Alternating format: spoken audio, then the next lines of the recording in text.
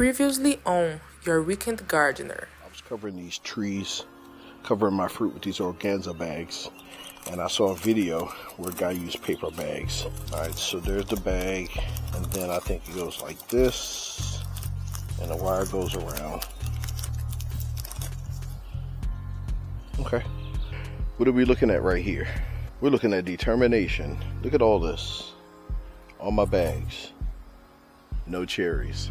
These animals are determined. They sat up here and untied these bags and got every last cherry on this tree. Next year I'm going to have to come up with a better method than that. That's wild. I've never seen anything like that in my life. The organza bags, no.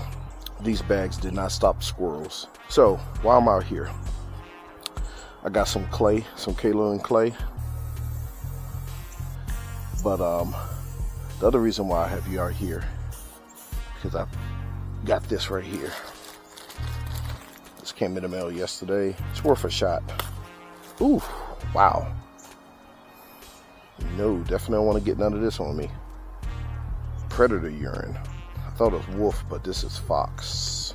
Here we go right here. I was looking at this. The scent is 200 square feet.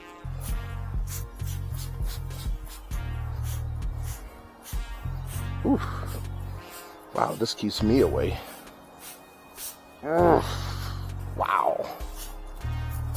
Yeah, this don't keep squirrels away. I don't know what will. These are taking them. See, look. There's a squirrel right there. I'm out here looking at a lot of destruction. What I mean by destruction is, you can see on the ground, I got paper bags, I got organza bags littered about. At first I thought it was the weather, the rain, knocking them off, the wind blowing them away, but I did see some squirrels running away with some of the rewards. And this is what a lot of the peaches look like. Picked clean, the outer shell. Squirrels won this year. They won. I'm gonna have to come up with a better method.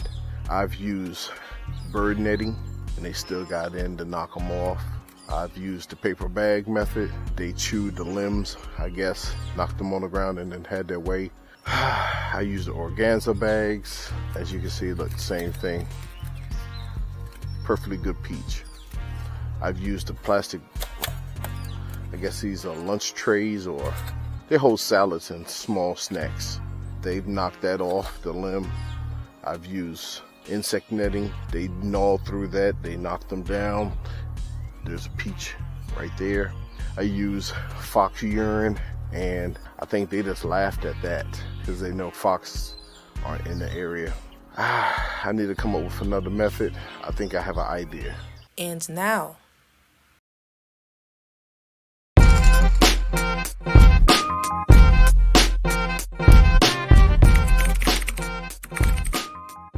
all right, we're back.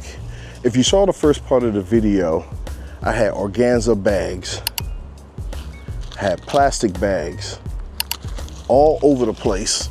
And what was happening was squirrels, they actually made it through my organza bags. Let me see if I can find one from last year that I was too lazy to take off this year, just to show you. Here's a bag from last year, look at it. See all that? What happened was I had a peach in here last year and the squirrels ripped through the organza bags just to get to the goodies.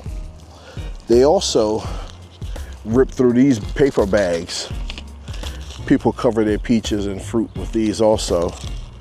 And then I put this on the tree. This is like a jacket, and it went over the tree. I zipped it up, tied it at the bottom. Squirrels still got to it. I don't know how some people use organza bags, but they don't work for me and the rabbit squirrels that I have here. I've even used this netting right here from last year. They made it through the netting. So I was watching this video, this guy from Virginia, and what he did is he went to the dollar store, and his method of keeping his fruit safe was colanders. Plastic colanders used to drain water off of food, and he clamped two together And what he did was he covered his fruit that way, and it had holes in it so the fruit still can breathe. I thought about it, said that's a great idea, but then I was thinking that's a lot to buy, and it'll look too weird having a whole bunch on a tree, like 20 on a tree. That'll look crazy. So I came up with this idea right here. So what I did is I purchased these at the dollar store before the price went up. And explain in a second, these are made of metal. There's no way a squirrel can get through this. Then zip tie.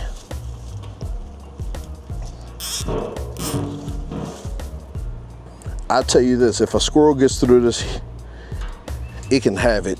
It can have the fruit. It wasn't meant to be. Okay.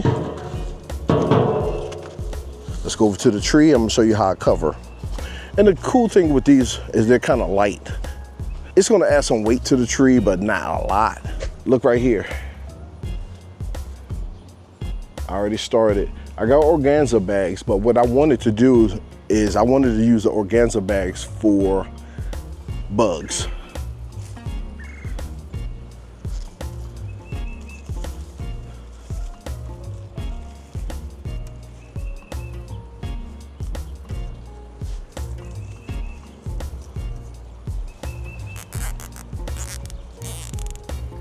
Okay, my fruit is safe.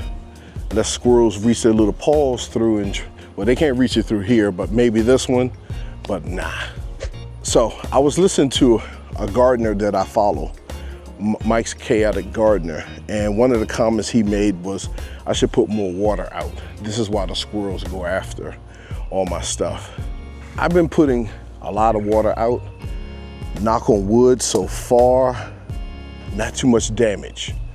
Not too much damage at all. We had a late frost, and I want to say that late frost killed probably 80% of my fruit. I only have 6 or 7 trees, probably not even that many that have fruit on it. This one right here usually produces the most fruit, hundreds and hundreds of peaches. This year it switched up and it's this one. So my assumption is maybe this one bloomed a little later and the flowers didn't get affected. Now we do have a few casualties, but not like last year. There's an organza bag on the ground. This has been a real weird year with weather. What I mean by weird was it actually started heating up maybe about 2 weeks ago. And here it is, we're in the middle of June. The nights were still in the 50s. And a lot of stuff just didn't really grow or pop. Right now, we're sweltering. It's like 97, but the index says 107, so it's pretty hot and muggy.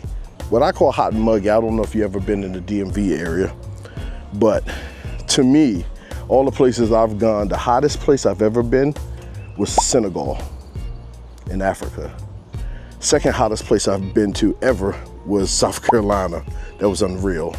Third hottest place is Maryland, DC, Virginia, then Florida. And I want to say that San Antonio's in there too, but yeah, it gets hot out here. It's almost like wearing a wet fur coat with, you know, one of those masks that you put on so you don't breathe asbestos. That's how it feels out here. I mean, look at me. So the heat out here is real heavy, real heavy. Look what I just found. So here's the bag. Look at this. Could someone in the comments please explain, how do you keep squirrels from doing this? Am I buying the wrong organza bag? Is there some that has shark repellent on it or something?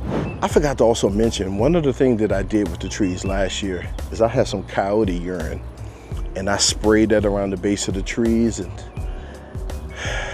the squirrels just held their nose and grabbed a peach. That's the craziest thing I've ever seen. I think we have one that escaped. It's still hard. It's almost ready though. I'm gonna. They have to be soft. If If it's not soft to the touch, it's not ready. No, it's not soft. Okay, so this may not mean anything, but I'm gonna see if I can squeeze some I'm gonna squeeze some underwear on this one. We'll see if we get a taste this year. This is the second year it fruited, so. But like I said, we had a lot of frost damage, so a lot of bug damage. A lot of sap is leaking out of them because I'm guessing one of the bugs penetrated with their little beaks. Matter of fact, I think this is my Alberta peach. And I saw this the other day. Look at that. The last time I had a peach this big was 2020, and the peach had an orange blush to it. And I actually saw a squirrel running across the yard with it in his mouth. So every year I don't get to taste these. So maybe this year we can get one or two. What I'm gonna do is I'm gonna go around. I bought a bunch of those cages, and I'm gonna go ahead and cover as much as I can, because to be honest, by this time last year, these were plucked. Squirrels had them all. Also a lot shedded. A lot of them were on the ground because they self-shed. So far, knock on wood, we might get some peaches this year. What do you think? Stay tuned. See you in the next one.